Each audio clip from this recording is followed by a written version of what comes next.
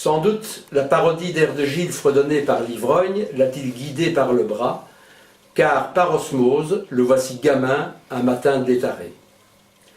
Il se regarde dans la chambre de la maison familiale, guettant au milieu de la nuit, dans l'épaisseur du silence, le bruit sourd et régulier d'une grosse caisse.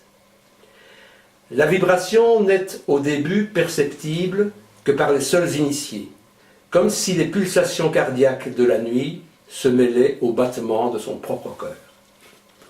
Il se dresse dans le lit, attentif.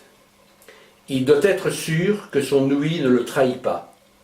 Oui, c'est bien ça. Le choc de la maillotche sur la peau tendue de l'instrument devient plus net. C'est un son rond, rassurant. Ils reviennent pour perpétuer le rite. Elle se sent incapable de lui parler. Comment expliquer à ce mari effacé l'insatisfaction diffuse que lui procure sa présence à ses côtés? Les occasions, le courage lui font défaut. Va-t-il souffrir de la rupture? Elle l'ignore. Pourtant, il aurait dû comprendre de lui-même le problème s'il avait pu, un seul instant seulement, rencontrer la détresse de son regard, la misère de son cœur, l'infortune de son âme.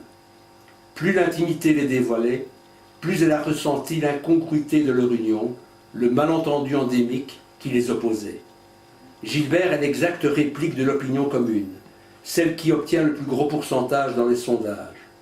Prototype du citoyen médiocre, il est réfractaire à tout ce qui surprend les habitudes. L'inattendu lui fait peur, le déstabilise. Content que l'on décide pour lui, son imagination est entièrement formatée par les stéréotypes véhiculés dans les séries américaines.